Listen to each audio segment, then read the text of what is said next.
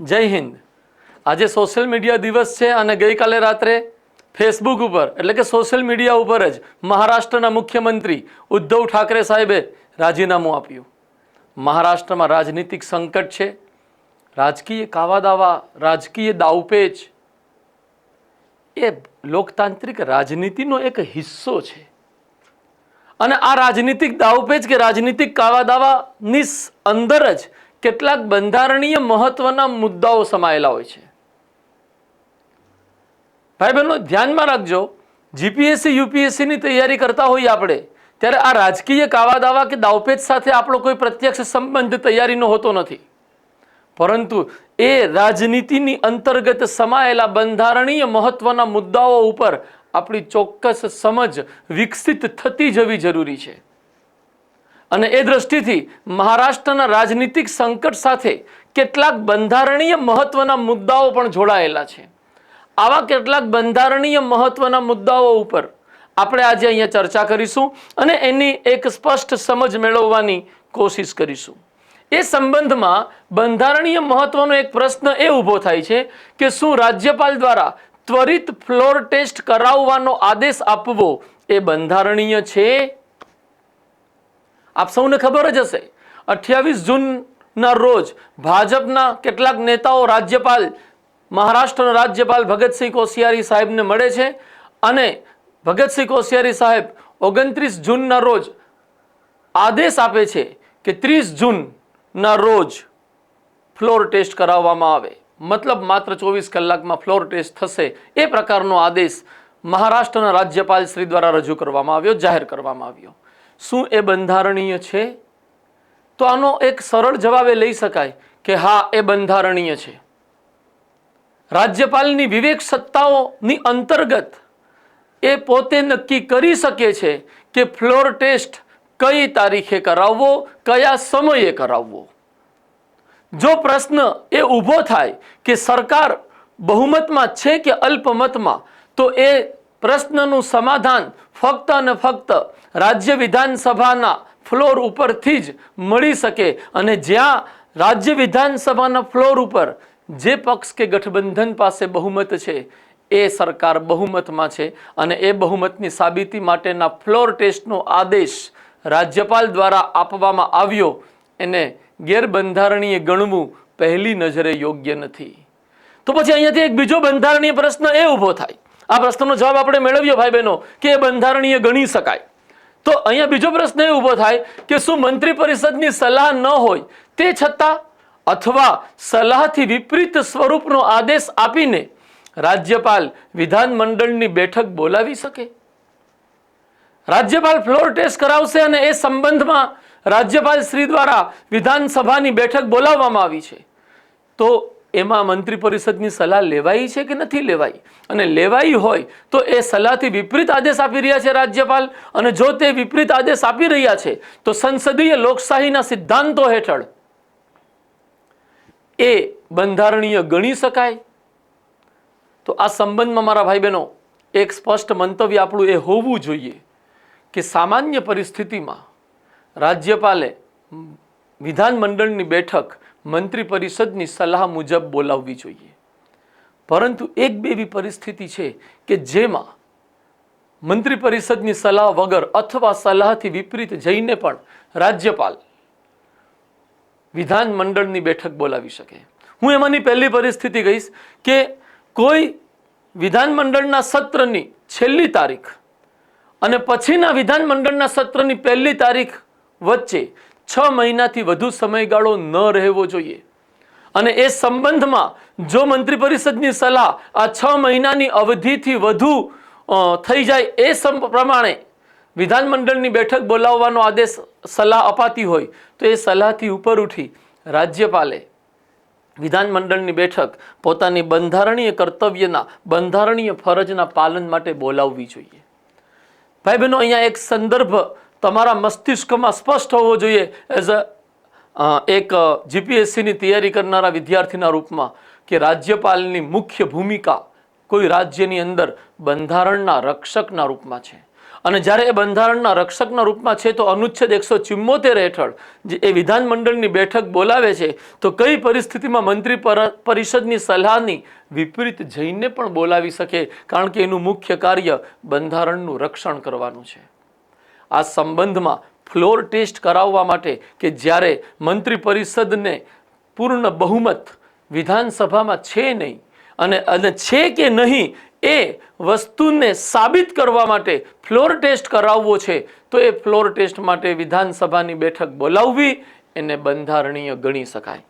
Supreme કોર્ટે પણ જે નિર્ણય ગઈકાલે આપ્યા એમાંથી પણ આ વાત સાબિત થાય છે કે ફ્લોર ટેસ્ટ કરવાનો આદેશ અને એ માટે વિધાનસભાનું સત્ર અથવા બેઠક બોલાવવાનો આદેશ જે રાજ્યપાલ શ્રી દ્વારા દેવાયો છે એ આદેશ ગેરબંધારણીય નથી.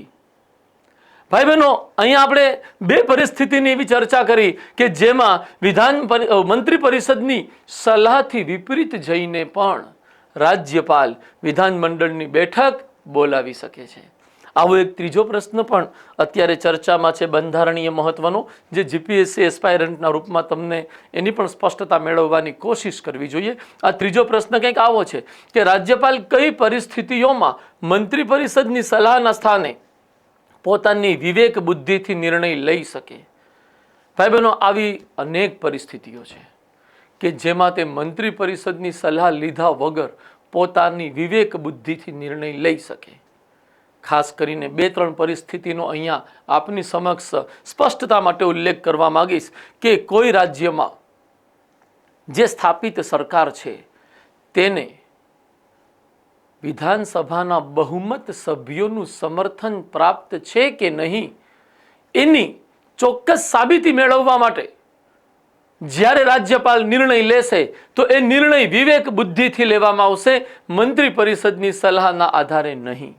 વર્તમાન પરિસ્થિતિમાં જે મહારાષ્ટ્ર વિધાનસભામાં ધારાસભ્યોની સ્થિતિ છે, શિવસેનાના કેટલાક ધારાસભ્યોએ બળવો પોકાર્યો છે અને સીએમ ઉદ્ધવ ઠાકરેની વિરુદ્ધ પોતે એના સમર્થનમાં નથી એવો દાવો કરી રહ્યા છે અને આ દાવા કરનાર બળવાખોર સમુદાયનું, બળવાખોર ધારાસભ્યોનું નેતૃત્વ એકનાથ શિંદે નામના નેતા કરી રહ્યા છે. આવી પરિસ્થિતિમાં સરકાર બહુમતમાં નથી એવું સામેથી સ્પષ્ટ થઈ રહ્યું છે અને એવી સ્પષ્ટતાની અવસ્થામાં રાજ્યપાલ દ્વારા જે વિવેક બુદ્ધિથી નિર્ણય લેવામાં આવ્યો છે કે ફ્લોર ટેસ્ટ ત્વરિતપણે કરાવવામાં આવે, એ ટેસ્ટ અને એ વિવેક બુદ્ધિથી લેવાયેલો નિર્ણય અને એ ટેસ્ટ બંને બંધારણીય દ્રષ્ટિથી વિવેક બુદ્ધિની ક્ષેત્રની અંતર્ગત આવે છે અને એ બાબતમાં રાજ્યપાલ સ્વતંત્ર છે કે એ ફ્લોર ટેસ્ટ માટેનો આદેશ પોતાની વિવેક બુદ્ધિથી આપી શકે. એક ઓર પરિસ્થિતિની આપની સમક્ષ સ્પષ્ટતા કરવા માંગીશ કે જેમાં રાજ્યપાલ મંત્રી પરિષદની સલાહ લીધા વગર પોતાની વિવેક બુદ્ધિથી નિર્ણય લઈ શકે. એ પરિસ્થિતિ છે કે રાજ્યનું શાસન બંધારણ મુજબ ચાલી રહ્યું છે કે નહીં. રાજ્યપાલ પોતાની વિવેક બુદ્ધિથી જ રાષ્ટ્રપતિને એવો રિપોર્ટ આપી શકે છે કે રાજ્યનું શાસન બંધારણ મુજબ ચાલી રહ્યું નથી અને એટલે એ રાજ્યમાં અનુચ્છેદ 356 હેઠળ બંધારણીય કટોકટી જાહેર કરવામાં આવે. જ્યારે આ પ્રકારની રિપોર્ટ રાજ્યપાલ દ્વારા રાષ્ટ્રપતિને આપવામાં આવે તો એ રિપોર્ટ નિશ્ચિતપણે તેમણે પોતાના વિવેક બુદ્ધિથી બનાવેલી હોય છે. આ સિવાય પણ અન્ય કેટલીક પરિસ્થિતિ છે કે જેમાં રાજ્યપાલ પોતાની વિવેક બુદ્ધિથી નિર્ણય લે છે અને મંત્રી પરિષદની સલાહ લેતા નથી. આવી અન્ય પરિસ્થિતિઓની આગળ કોઈ સમયે ચોક્કસપણે આપણે ચર્ચા કરીશું. ભાઈ બહેનો, એ પછી બંધારણીય મહત્વનો એક ઓર પ્રશ્ન ઊભો થાય છે આપણા માટે કે શું ડેપ્યુટી સ્પીકર દ્વારા બળવાખોર ધારાસભ્યોનું સભ્યપદ રદ કરવું એ વૈધાનિક દ્રષ્ટિથી યોગ્ય ગણી શકાય? ભાઈ બહેનો, અહીંયા બંધારણનો આપણે જે સંદર્ભ લઈએ એ પક્ષ પલટા કાયદાથી જોડાયેલો છે. આપ સૌને ખબર જ છે 52માં બંધારણીય સુધારા 1985 દ્વારા પક્ષ પલટા સંબંધી જોગવાઈ બંધારણમાં કરવામાં આવી અને એ માટે બંધારણમાં 10મી અનુસૂચિ જોડવામાં આવી. ભાઈ બહેનો, એ પક્ષ પલટા કાયદાની અંતર્ગત સ્પષ્ટ એવી જોગવાઈ છે કે જો કોઈ ધારાસભ્ય પોતાનો પક્ષ છોડી અથવા પક્ષના આદેશથી વિપરીત કાર્ય કરે છે તો તેનું ધારાસભ્ય પદ સમાપ્ત થઈ શકે અને એ ધારાસભ્ય તરીકે યોગ્ય છે કે નહીં એ અંગેનો નિર્ણય લેવાની સત્તા જે તે ગૃહના અધ્યક્ષ કે સભાપતિને રહેશે. આ દ્રષ્ટિથી આપણે સ્પષ્ટ કરી શકીએ કે સ્પીકરને એ પાવર છે, અધ્યક્ષને એ સત્તા છે કે તે પક્ષ પલટાના કારણસર કોઈ ધારાસભ્ય કે સાંસદને, લોકસભા હોય તો સાંસદ, ધારાસભ્ય કે સાંસદને ધારાસભ્ય પદ માટે અયોગ્ય, ગેરલાયક જાહેર કરી શકે. ભાઈ બહેનો, તો શું સ્પીકરને એ સત્તા છે? ડેપ્યુટી સ્પીકરને છે? તો આપણો જવાબ એવો હોવો જોઈએ કે સ્પીકરની ગેરહાજરીમાં ડેપ્યુટી સ્પીકરને એ તમામ સત્તાઓ પ્રાપ્ત હોય છે જે સત્તાઓ સ્પીકરને મળેલી છે. તો એ દ્રષ્ટિથી આપણે કહી શકીએ કે ડેપ્યુટી સ્પીકર દ્વારા બળવાખોર ધારાસભ્યનું સભ્યપદ રદ કરવું એ વૈધાનિક દ્રષ્ટિથી યોગ્ય જ છે. તો પછી સમસ્યા ક્યાં આવી રહી છે? એકનાથ શિંદે જૂથના ધારાસભ્યો ક્યાં વાંધો ઉઠાવી રહ્યા છે ડેપ્યુટી સ્પીકરના નિર્ણય ઉપર? તો કે એમણે બે જગ્યાએ વાંધો લીધો છે. એક તો પક્ષ પલટાના કાનૂનમાં એવી સ્પષ્ટ જોગવાઈ છે કે જ્યારે કોઈ દળમાંથી 2/3 કે વધુ ધારાસભ્ય પક્ષ પલટો કરે તો એ પક્ષ પલટો કાયદેસર ગણાશે અને તેના આધારે કોઈ ધારાસભ્યનું સભ્યપદ રદ કરી શકાશે નહીં. એકનાથ શિંદે જૂથ દાવો કરી રહી છે કે 2/3 વધુ સભ્યોએ શિવસેના છોડી છે, શિવસેનાનું સ્વરૂપ ધારણ કરી લીધું છે અને ઉદ્ધવ ઠાકરેના નેતૃત્વમાં હવે શિવસેના છે જ નહીં. શિવસેના ઓરિજિનલી અમે છીએ એવો દાવો એકનાથ શિંદેના જૂથ દ્વારા થઈ રહ્યો છે. તો ભાઈ બહેનો, આવી સ્થિતિમાં જો ખરેખર 2/3 વધુ સભ્યોએ, વધુ ધારાસભ્યોએ કે જે શિવસેનાના છે, એમણે જો પક્ષ પલટાનો નિર્ણય લીધો હોય તો એ પક્ષ પલટો વૈધાનિક દ્રષ્ટિથી વ્યાજબી છે, બંધારણીય દ્રષ્ટિથી યોગ્ય ગણવો પડશે. પછી બીજી વાત કે એકનાથ શિંદેનો જૂથ ડેપ્યુટી સ્પીકર મહોદય ઉપર એવો આરોપ લગાડે છે કે તેઓ જે રાજકીય પાર્ટી એટલે કે એનસીપી થી જોડાયેલા છે તેમણે એનસીપીનું સભ્યપદ છોડ્યું નથી અને એમની નિષ્પક્ષતા, એમની તટસ્થતા સંદેહાસ્પદ છે. તો આ જે પ્રશ્ન ઊભો કર્યો છે, બીજો પ્રશ્ન કે તેમણે રાજનીતિક પાર્ટીનું સભ્યપદ છોડ્યું નથી એટલે તેમની નિષ્પક્ષતા સંદેહાસ્પદ છે, એ વાત ઉપર આપણે એક સ્પષ્ટ મંતવ્ય એવું રાખવું જોઈએ કે મહત્વ સ્પીકર અને ડેપ્યુટી સ્પીકર જેવા બંધારણીય હોદ્દાનું છે અને એ બંધારણીય હોદ્દો નિષ્પક્ષ છે એવા વિશ્વાસથી જ આપણે ચાલીએ તો જ બંધારણીય વ્યવસ્થાનું યોગ્ય અમલીકરણ સંભવિત બની શકશે. અન્યથા દરેક હોદ્દાની નિષ્પક્ષતા ઉપર પ્રશ્ન ઊભા થતા રહેશે. અત્યારે કેટલાક રાજનીતિક પક્ષો રાજ્યપાલની નિષ્પક્ષતાને ઉપર પ્રશ્ન ચિહ્ન મૂકી રહ્યા છે, તો કેટલાક રાજનીતિક પક્ષો ડેપ્યુટી સ્પીકરની નિષ્પક્ષતા ઉપર પ્રશ્ન ચિહ્ન મૂકી રહ્યા છે. બંધારણીય આદર્શ નિષ્પક્ષતાનો છે અને તેનું પાલન રાજ્યપાલ અને ડેપ્યુટી સ્પીકર બંને કરી રહ્યા છે એવો વિશ્વાસ ભારતીય નાગરિકના રૂપમાં, જાગૃત નાગરિકના રૂપમાં આપણે જાળવી રાખવો જોઈએ અને એ રાજનીતિની જે સામસામે આક્ષેપબાજી છે એમાંથી આપણે એક સ્પર્ધક ઉમેદવારના રૂપમાં મુક્ત રહેવું જોઈએ. ભાઈ બહેનો, અહીંયા મેં સ્પષ્ટ કરવાની કોશિશ કરી કે વૈધાનિક દ્રષ્ટિથી યોગ્ય ગણી શકાય કે નહીં, તો કઈ સ્થિતિમાં યોગ્ય છે, કઈ સ્થિતિમાં યોગ્ય નથી, એની સ્પષ્ટતા આપ સૌને મળી ગઈ હશે. ભાઈ બહેનો, એ પછી એક ઓર પ્રશ્ન આ પક્ષ પલટા કાયદાથી જ જોડાયેલો છે કે પાર્ટી વ્હીપ શું છે, તેના ઉલ્લંઘનની સ્થિતિમાં શું પરિણામ આવી શકે.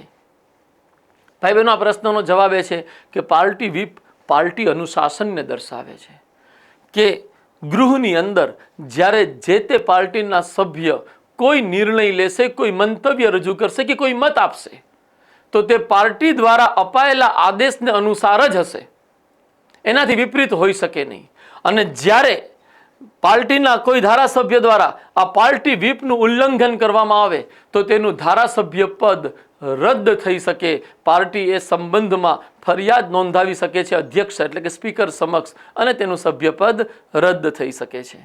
ભાઈ બહેનો, આવા કેટલાક મુદ્દાઓ, પ્રશ્નો, બંધારણીય મહત્વના પ્રશ્નો મને આ સમાચાર અને આ ઘટનાથી જોડાયેલા લાગ્યા, જેને મેં આપની સાથે શેર કર્યા. આપને પણ આવો કોઈ પ્રશ્ન મનમાં ઉદ્ભવતો હોય કે જેને લઈને બંધારણીય મહત્વની બાબત છે અને તેમાં કોઈ સ્પષ્ટતાની કમી છે, તો ચોક્કસ આપ મને મેસેજ દ્વારા જણાવી શકો છો. અમે એ વિષય અને એ બાબત ઉપર પણ વિડીયો બનાવી આપ સૌની સમક્ષ રજૂ કરશું. Thank you very much. જય હિન્દ.